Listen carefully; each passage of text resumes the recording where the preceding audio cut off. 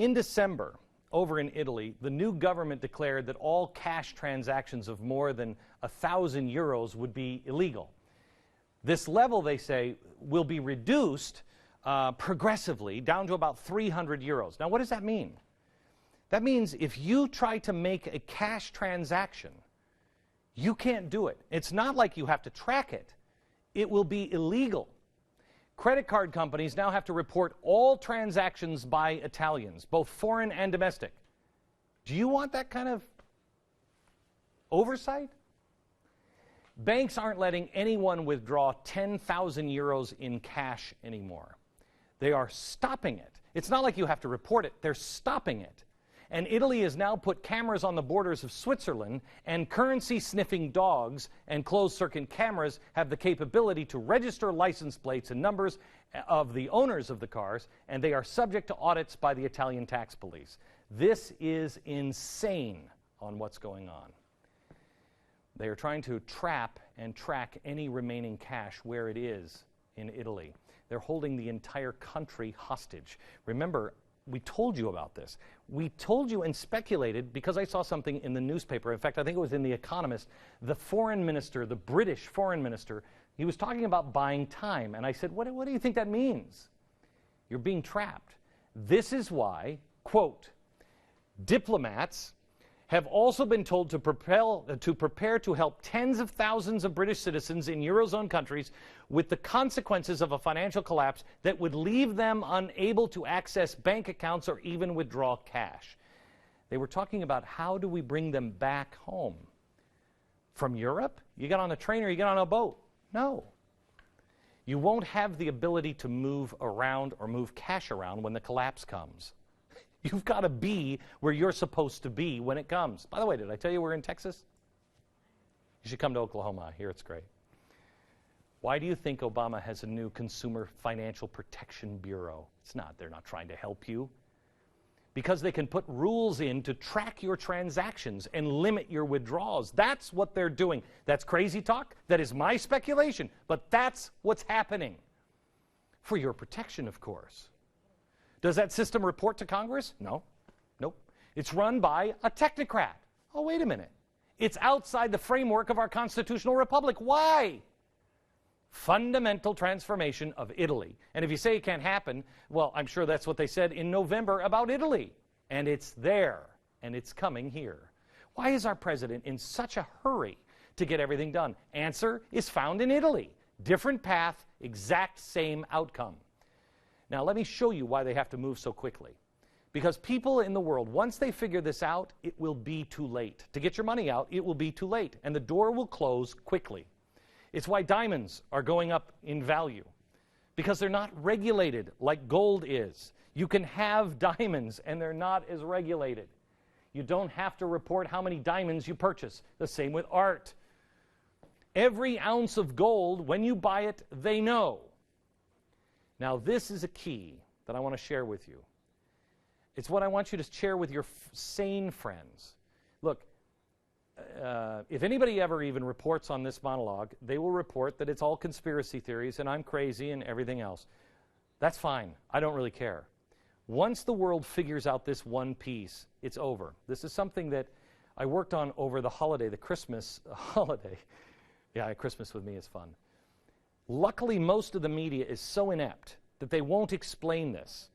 But when people on the whole realize what's truly happening, that spirals into collapse and all bets are off.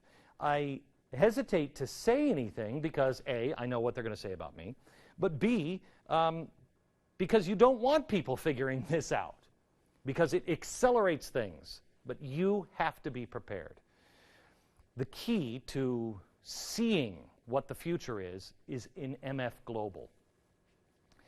MF Global, I believe, is just like everything else.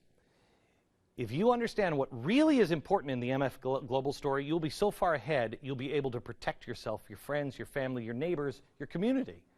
But you need to understand the real story behind MF Global. It's not about Corazine, it's not about any of this stuff. And when the average person figures it out, which they will eventually, there will be a run on the banks and the stock market and the whole game will come undone. But at that point, if you're with all of the other fish, you got a hook in your mouth, and it's too late. So let's dig in on the important stuff with MF Global.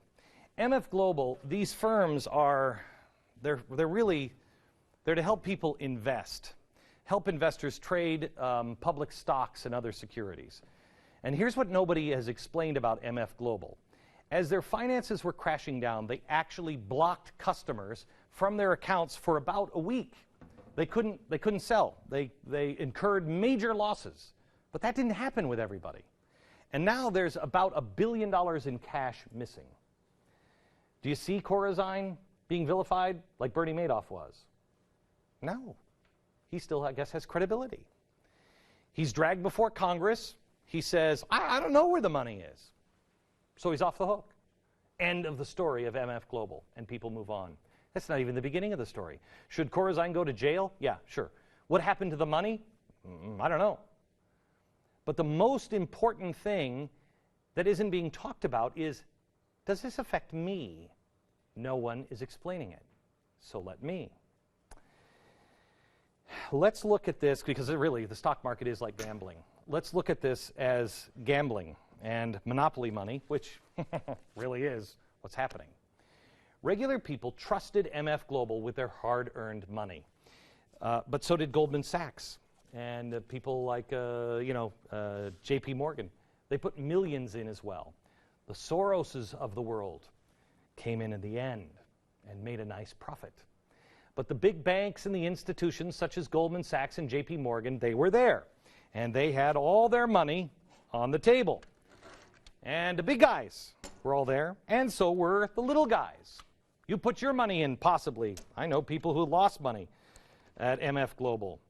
But not everybody lost money. If you put your money in, you should be safe shielded from everyone else if you're not in on this kitty. If you have your money over here, you're not part of this table. Example, if you go to Vegas, there's everybody sitting at various gaming tables. Everybody's putting their own money at risk in one way or another. Some people are playing very small hands, and they're over here. Others are drunk, and they are bleeding money. You know the guy who's like, hit me, and you want to hit him, but he's talking to the dealer, and he's on 19, and that makes you want to hit him? If you bet crazy like this, and let's say he wins against the house, and there's a big pile of money up there, and the house is like there, he's never going to win, but he wins. The house doesn't come over to you and take what you had on the table to pay the drunk guy. It doesn't happen that way. If that guy goes down, he goes down by himself. If the house goes down, they don't take your money to help pay the drunk guy. It doesn't happen. You're not held responsible for someone else's losses or his wins or the house. You're responsible for what you're doing with your hand. But that's not what happened to well over 40,000 small-time players. Not the big guys. People like you, people like me at MF Global. This is like a safety deposit box. This system should have been like a safety deposit box. Think of it this way. You go into a bank and you have money, diamonds, whatever. And you go into a bank and a safety deposit box, and you put your money in here. The bank has a key and you have a key, right?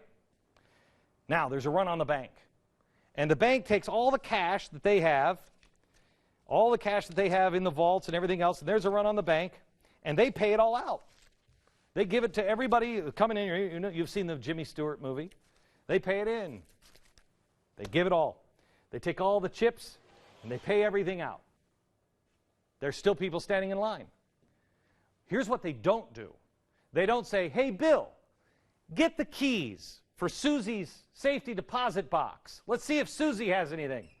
And then open up the safety deposit box that belongs to Susie and rifles through it and see if there's any cash there and take it out and pay it to the big customers, the Mr. Potters of the world. That's what they don't do unless they're MF Global. They blocked people from getting into their safety deposit box, if you will, and took their valuables and gave them to J.P. Morgan, gave them to Goldman Sachs. That's what happened, really happened at MF Global. After a horrible, horrible bet on, of all things, European sovereign debt, even Mike Tyson, a guy who blew through $300 million on Siberian tigers, mansions, limos, and hookers, would say, you guys are crazy. Nobody does that.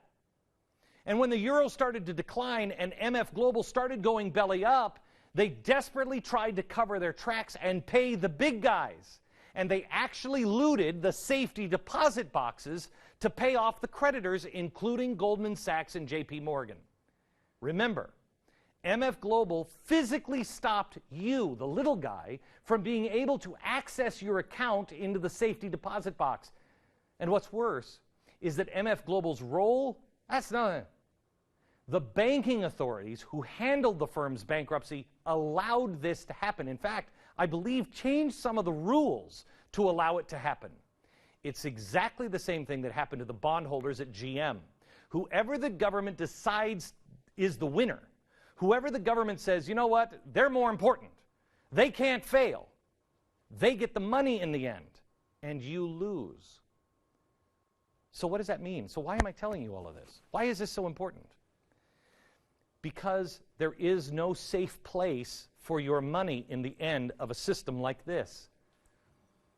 We are now becoming the opposite of what George Washington said we were. We are a country of men and not laws. That's not what we were supposed to be. We're a country of laws and not men. But now, the more important you are to the collective, if you're more important than that guy, you win, he loses. If he's more important than you, you lose. Well, you can't build anything of trust there because there are no rules except for the big guys. When people all around the world figure this out, which they will, eventually they will pull their money in panic out of mutual funds, out of investments, out of the banks. There'll be runs on the banks. And they will try to pour their money into something of value, but by that time it's gone. There's only so much of this on the planet. By that time, they will be regulated. By that time, you won't be able, it will look like Italy. You won't be able to buy anything with cash. The system will break down. But those who get there first have a shot. And they will invest in anything of intrinsic value. That's why I think gold, that's why I think diamonds and gold and land. You know, land, farms are going through the roof. Your house may be in the toilet, but farmland has gone up. Who's buying it? Who's buying all the diamonds? Really?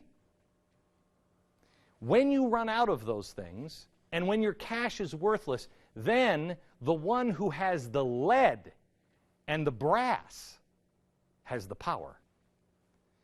If you don't prepare yourself wisely, the best metals to invest in won't be gold and silver. They will be brass and lead.